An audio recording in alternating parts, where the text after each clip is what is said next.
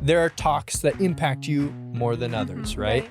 And for me, Elder Holland's have been really impactful. And so over the years and years of listening to him, to hear him talk about being almost gone, it's like, don't like that. Don't like it.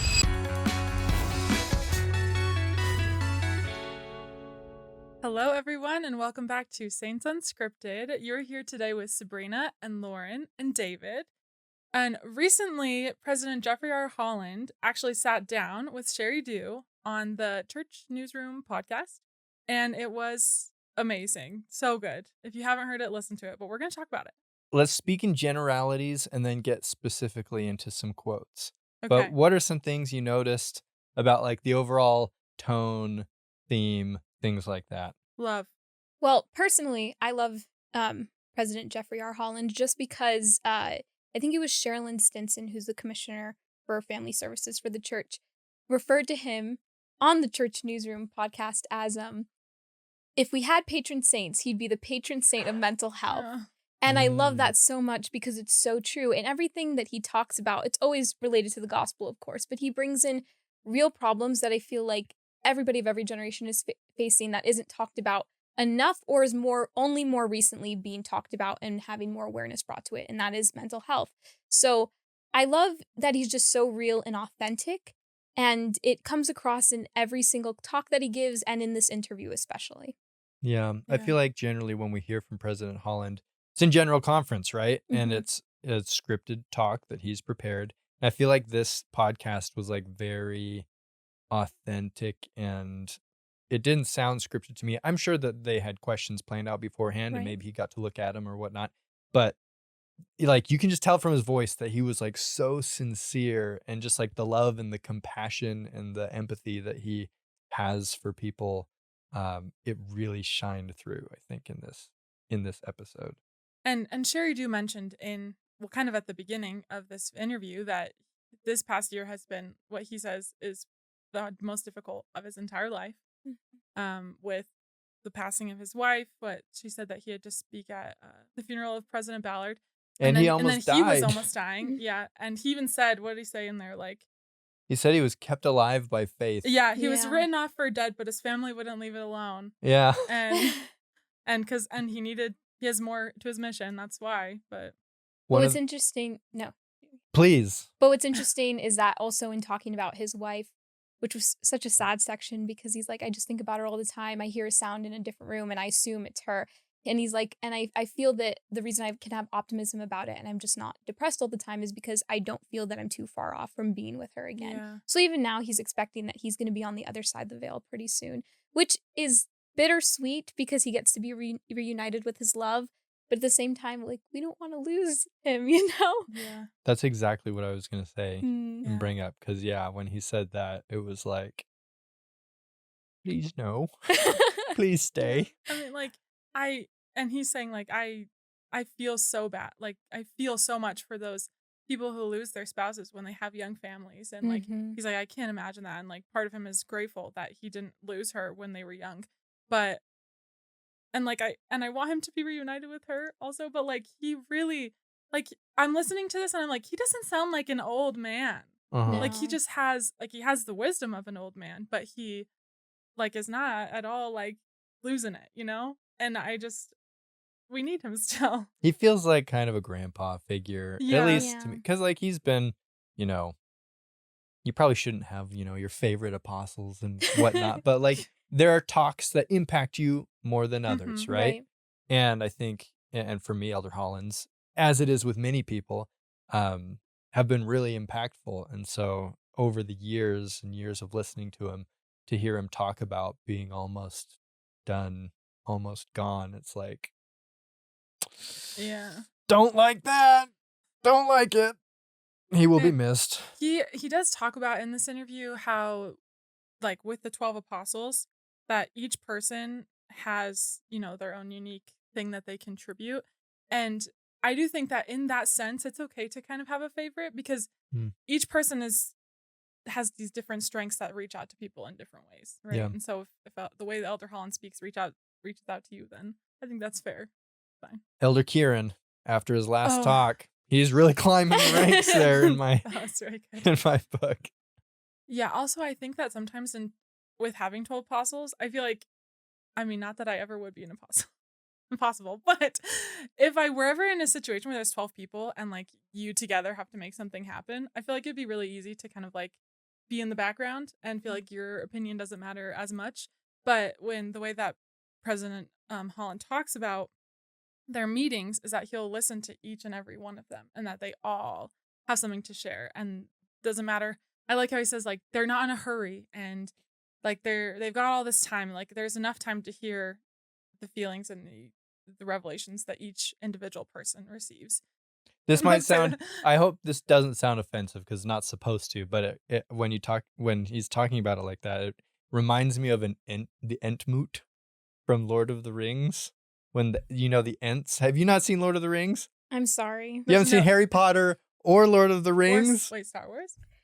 I didn't finish chapter 6. Okay, well. Episode 6. Well, this is great because the trees. An Ent is a tree creature in the forest. They're so wise. in the Lord of the Rings world. They're trees that can walk around and talk and stuff, but they're like very old and kind of wise, but like really powerful too.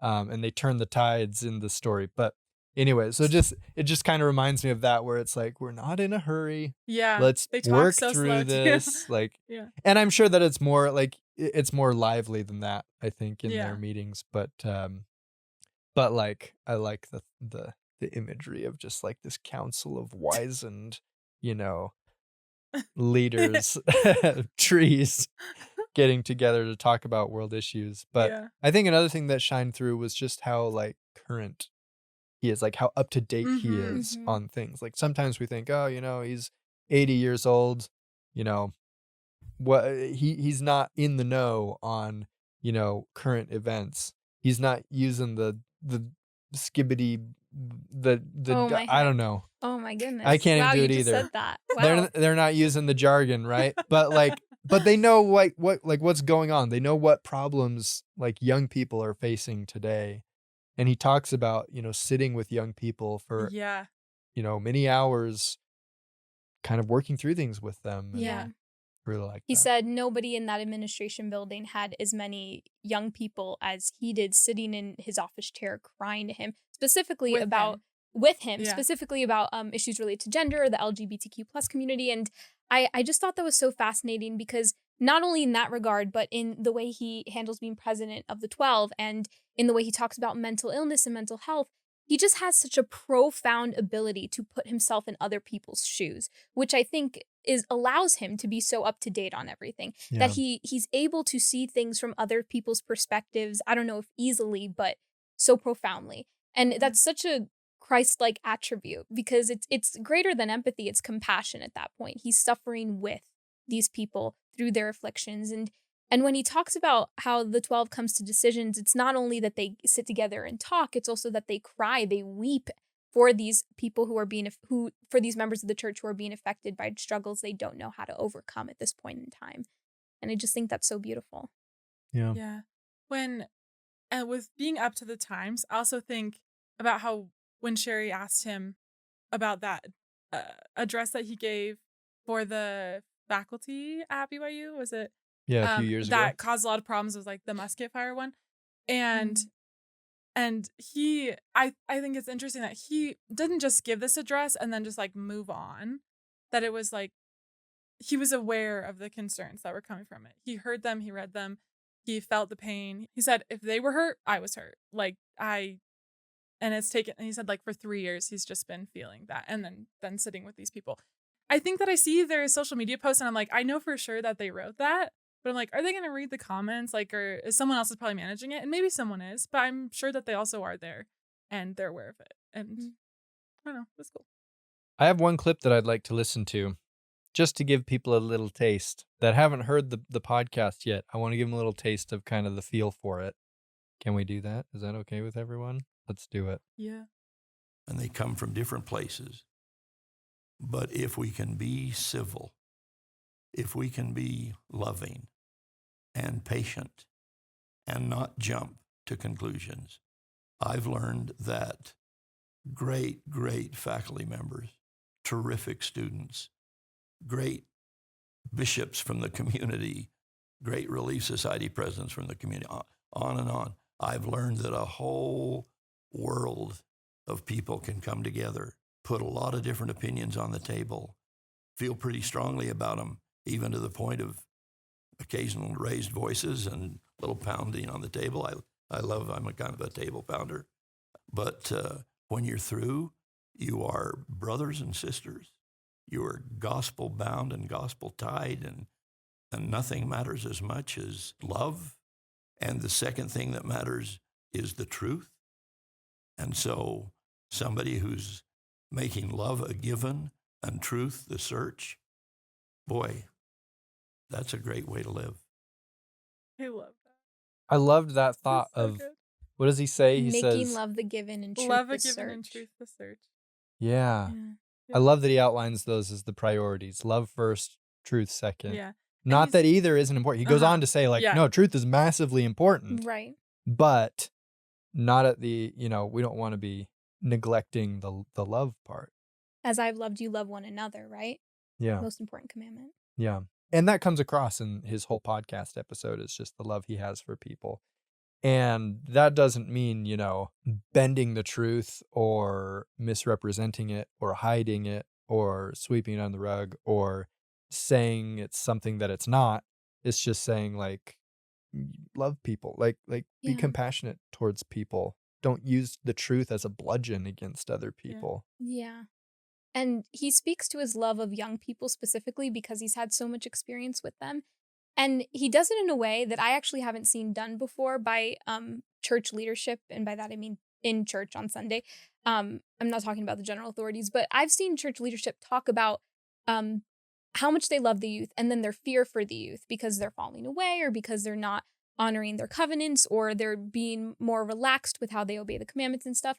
And he touches on that a little bit, but he actually talks about his admiration of the youth and how they go to the temple and how they keep their covenants and how many new missions they have to come up with in a year because of all these missionaries that are wanting to be sent out. So I just think that's so fascinating because he talked more about the things that the youth is doing right, about how you can't even do a walk-in at a baptismal font anymore because it's filled with the youth just wanting to do baptisms every morning. And I really appreciate him saying that because, and he says this in the interview too, we are all doing our best. And I understand where church leadership is coming from when they talk about how much they fear for us. But at the same time, it's nice to be given credit where credit is due and where we are stepping up and doing as Christ commands us to do, Mm-hmm. People that are on social media a lot that are bombarded with negative things about the church, Mhm. we can worry that, like, oh, the church is in decline, Yeah. right? And people are just exiting en masse from the church. And he says in this podcast, he's like, that's no, like the church is strong. Like, Mhm. and he says, like, we're not going anywhere. Right. Like, we're here for the long haul, which I found really comforting because I mean, in like what I do, like on Keystone, I deal with a lot of criticisms and stuff, and it can be Yeah. depressing sometimes, but I really liked his optimism. And I really liked that at the end, Mm-hmm. he said on a personal level, like, I'm not going anywhere, Yeah.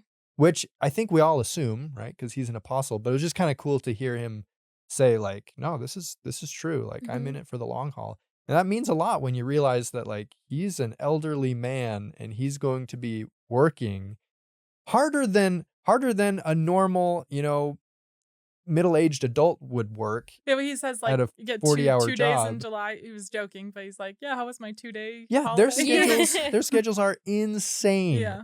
And he's going to do that until he dies.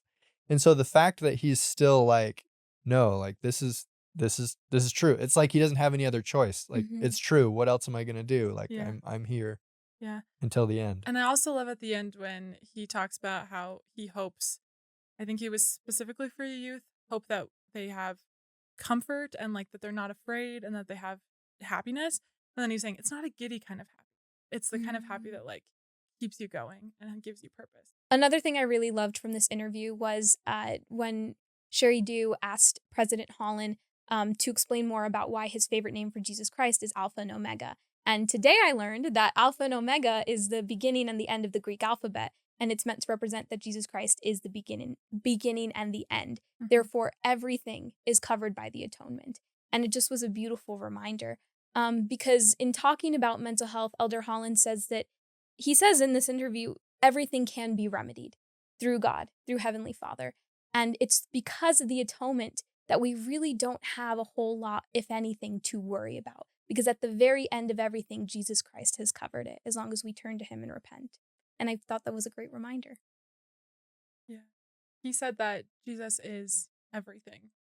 And you can tell that despite all that we say, like, President Holland is amazing and he did this, like, his mission and it is so clear that he teaches us and he has the strongest testimony of Jesus and his atonement. And that's what I get from the message. That's what I get from listening to this is Jesus. And I hope that's what you guys get too if you listen to it. So listen to it.